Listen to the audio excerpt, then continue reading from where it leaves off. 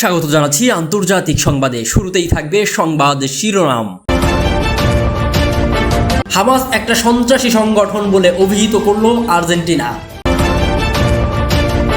এরপর জানিয়ে দিব, জো বাইডেন বললেন, আমি নির্বাচন ছেড়ে কোথাও যাচ্ছি না।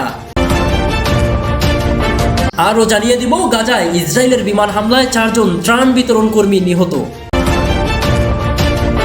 আর সর্বশেষ জানাবো, পাকিস্তানে বন্ধ হলো অনইসলামিক মায়ের দুধের ব্যাংক। এতক্ষণ শুনছিলেন সংবাদ শিরোনাম, এবার থাকবে বিস্তারিত। হামাস একটা সন্ত্রাসী সংগঠন বলে অভিযুক্ত করলো আর্জেন্টিনা। ফিলিস্তিনের স্বাধীনতাকামী সংগঠন হামাসকে সন্ত্রাসী সংগঠন হিসেবে ঘোষণা দিয়ে এই গোষ্ঠীর সব আর্থিক সম্পদ জব্দ করারও আদেশ দিয়েছে আর্জেন্টিনা।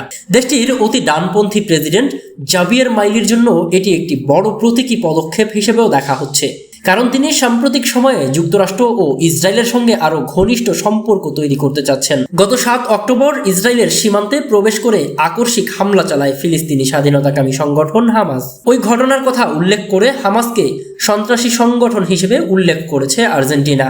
সেই সময় হামাসের ওই হামলায় ইসরায়েলের 1200 জন নিহত হয়। এছাড়া আরো 250 জনকে জিম্মি হিসেবে অপহরণ করে নিয়ে যাওয়া হয়। জাভিয়ের মাইলির কার্যালয় এক বিবৃতিতে জানিয়েছে, আর্জেন্টিনাকে আবারও পশ্চিমা সভ্যতার সঙ্গে নিজেকে যুক্ত করতে হবে। গত ফেব্রুয়ারিতে প্রেসিডেন্ট হিসেবে তার প্রথম রাষ্ট্রীয় সফরে মাইলি ইসরায়েল সরকারের প্রতি সমর্থন প্রদর্শনের জন্য জেরুজালেমে গিয়েছিলেন। সে সময় তিনি ইসরায়েলের দূতাবাস প্রতিষ্ঠার প্রতিশ্রুতিও দিয়েছিলেন, জানিয়ে ইসরায়েলি প্রধানমন্ত্রী বেনিয়ামিন নেতানিয়াহুর ভূয়সী প্রশংসাও করেছিলেন। তবে এ নিয়ে তীব্র সমালোচনা জানায় ফিলিস্তিনিরা।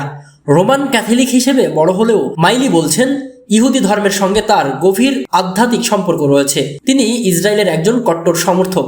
গত 7 অক্টোবরের হামলাকে তিনি হালোকাস্টের সঙ্গে তুলনা করেছেন এবং এই ঘটনাকে তিনি 21 শতাব্দীর নাৎসিবাদ হিসেবে উল্লেখ করেছেন। এর আগে ইসরায়েল, যুক্তরাষ্ট্র, যুক্তরাজ্য, অস্ট্রেলিয়া এবং ইউরোপীয় ইউনিয়ন হামাসকে আনুষ্ঠানিকভাবে সন্ত্রাসী সংগঠন হিসেবে স্বীকৃতি দিয়েছে। এছাড়া 2003 সালে হামাসের সামরিক শাখা আল কাসেম ব্রিগেডসকে সন্ত্রাসী সংগঠনের তালিকায় ভুক্ত করেছে অস্ট্রেলিয়া। এদিকে বাইডেনের মন্তব্য, আমি কোথাও যাচ্ছি না, নির্বাচন থেকে সরে যাচ্ছি না। দলের অভ্যন্তরীণ চাপ উড়িয়ে দিয়ে আসন্ন প্রেসিডেন্ট নির্বাচন থেকে সরে দাঁড়াবেন না বলে আরও একবার ঘোষণা দিয়েছেন মার্কিন প্রেসিডেন্ট জো বাইডেন। শুক্রবার 12 জুলাই দেশটির মিশিগান অঙ্গরাজ্যের ডেট্রয়েট এক নির্বাচনী সমাবেশে বাইডেন বলেন, আমি কোথাও যাচ্ছি না, আমি ডেমোক্রেটিক প্রার্থী। গত মাসে রিপাবলিকান প্রার্থী ডোনাল্ড ট্রাম্পের সঙ্গে প্রথম টিভি বিতর্কে ধরাশায়ী হবার পর থেকেই প্রেসিডেন্ট প্রার্থিতা থেকে সরে দাঁড়াতে চাপে রয়েছে বাইডেন। নিজ দল ডেমোক্রেটিক পার্টির বেশ কয়েকজন আইন প্রণেতাও বাইডেনকে সরে দাঁড়াতে আহ্বান জানিয়েছেন। ডেট্রয়েটের সমাবেশে বাইডেন বলেন, আমি প্রতিদ্বন্দ্বিতা করছি এবং আমরা জিততে চলেছি। আমি মনোনীত প্রার্থী, আমি কোথাও যাচ্ছি না। জিমের প্রেস এলাকার দিকে ইঙ্গিত করে বাইডেন বলেন, তারা আমাকে আরো শক্তিশালী করেছে। অনুমান করুন, ডোনাল্ড ট্রাম্প বিনামূল্যে পাশ পেয়ে গেছেন। বক্তব্যে ট্রাম্পকে মার্কিন জাতির জন্য হুমকি হিসেবে ঘোষণা করেন বাইডেন। এ সময় উপস্থিত সমর্থকদের হাল ছেড়ো না বলেও সমর্থন দিতে দেখা যায়। এদিকে বৃহস্পতিবার ন্যাটো সম্মেলনের শেষ দিন এক সংবাদ সম্মেলনে নিজেকে সবচেয়ে যোগ্য প্রার্থী দাবি করেন বাইডেন। এমনকি আরো 4 বছর দায়িত্ব পালন করার সক্ষমতা নিয়ে তোলা প্রশ্ন নাকচ করে দেন তিনি।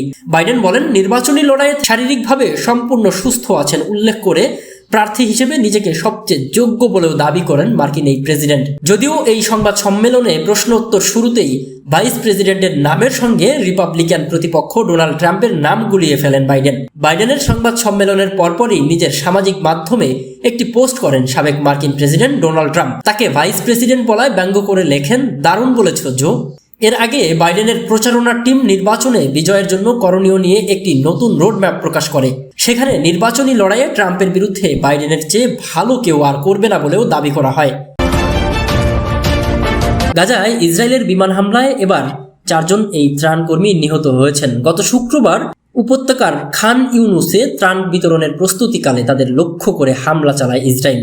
গত 7 অক্টোবর থেকে গাজায় 250 জনের বেশি ত্রাণকর্মী নিহত হয়েছেন। ফিলিস্তিনি নিরাপত্তা ও স্বাস্থ্য সূত্রের বরাতে আল জাজিরা জানায়, শুক্রবার খান ইউনুসের আল মাওয়াসি এলাকায় হামাস পরিচালিত উন্নয়ন কর্তৃপক্ষের মালিকানাধীন একটি গুদামে এই বিমান হামলা চালায় ইসরায়েল। এ সময় দাতব্য সংস্থা আল খায়ের ফাউন্ডেশনের একদল ত্রাণকর্মী ওই এলাকার বাসিন্দাদের মধ্যে ত্রাণ বিতরণের প্রস্তুতি নিচ্ছিলেন। আল খায়ের ফাউন্ডেশন শুরু থেকেই গাজা উপত্যকায় ত্রাণ বিতরণের কাজ করে যাচ্ছে। অসহায় মানুষকে খাদ্য সহায়তা এবং অন্যান্য পণ্য সরবরাহ করে যাচ্ছে তারা। আল খায়ের ফাউন্ডেশন একটি ব্রিটিশ ফাউন্ডেশন এবং এটি ইস্তাম্বুল পরিচালিত হচ্ছে।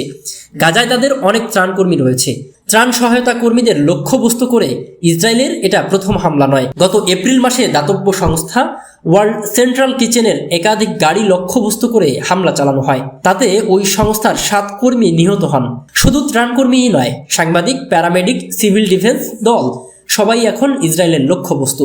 গাজায় গত প্রায় 9 মাস ধরে সামরিক আগ্রাসন অব্যাহত রেখেছে ইসরায়েল। শুক্রবার 12 জুলাই 280তম দিনের মতো এরই মধ্যে বিধ্বস্ত গাজার বিভিন্ন এলাকায় হামলা চালানো হয়। এতে নতুন করে বেশ কয়েকজন নিহত হয়েছে, ফলে নিহতের সংখ্যাও বেড়ে দাঁড়িয়েছে 38,345 জনে। এদিকে গাজা উপত্যকার গাজা সিটিতে গত 1 সপ্তাহের তীব্র অভিযানের পর সেখান থেকে সেনা প্রত্যাহার করেছে ইসরায়েল। গত বৃহস্পতিবার 11 জুলাই রাতে সেখানে সেনাদের সরিয়ে নেওয়া হয়। শুক্রবার স্থানীয় বাসিন্দা ও উদ্ধারকারী সংস্থাগুলো জানিয়েছে, বর্বরোচিত এই অভিযানে গাজা সিটি এলাকার সড়ক ও বাড়িঘর ধ্বংসস্তূপে পরিণত হয়েছে। ওই এলাকা থেকে 60 জন ফিলিস্তিনির মরদেহ সংগ্রহ করা হয়েছে। এদিকে পাকিস্তানে বন্ধ হলো অনইসলামিক মায়ের দুধের ব্যাংক। পাকিস্তানের করাচির একটি হাসপাতালে অপূর্ণ শিশুদের জীবন বাঁচানোর জন্য চালু হয়েছিল মায়ের দুধের ব্যাংক। তবে বিভিন্ন ইসলামিক ব্যক্তিত্বরা এটিকে অনইসলামিক বলে অভিহিত করায় এটিকে বন্ধ করে দেওয়া হয়েছে। বার্তা সংস্থা এএফপি এক প্রতিবেদনে জানায়, অপূর্ণ শিশুদের মায়ের দুধের ব্যাংক থেকে দুধ সরবরাহ করার পরিকল্পনায় এটি খোলা হয়েছিল। চলতি বছরের জুন মাসে এই দুধ ব্যাংকটি কার্যক্রম শুরু হয়। গত বছরের ডিসেম্বরে এটি চালুর পরিকল্পনার সময় ধর্মীয় ব্যক্তিত্বরা সম্মতি দিয়েছিলেন। তবে জুন মাসে এটির কার্যক্রম শুরু হলে তারা নিজেদের অবস্থান থেকে সরে আসেন আর এরপরই এটি বন্ধ করে দেওয়া হয়। যদিও শুক্রবার 12 জুলাই দেশটির চিকিৎসক এবং জাতীয় ইসলামিক পরিষদ জানায়, যৌথ আলোচনার ভিত্তিতে এটি আবার চালু করার চেষ্টা করা হচ্ছে। এ প্রসঙ্গে জামাল রেজা নামের এক চিকিৎসক বলেন, একটি অপূর্ণ শিশুর জীবন বাঁচানোর জন্য সবচেয়ে কার্যকরী হলো দুধ খাওয়ানো। যদিও সাধারণ মানুষের এই নিয়ে কোনো ধারণা নেই। 2023 সালের ডিসেম্বরে জামিয়া দারুল উলুম দুধ ব্যাংকটি খোলার সম্মতি দিয়ে ফতোয়া দেয়। এরপর সরকারের জাতীয় ইসলামী আদর্শ পরিষদ এই ফতোয়া নিয়ে প্রশ্ন তোলে। তারা জানায়, ইসলামে আত্মীয়তা নিয়ে যে বিধান রয়েছে এর মাধ্যমে তা ভঙ্গ হওয়ার ঝুঁকি রয়েছে। ইসলামে বিধান রয়েছে, একই নারীর দুধ পান করা নারী ও পুরুষ বিবাহ বন্ধনে আবদ্ধ হতে পারবে না।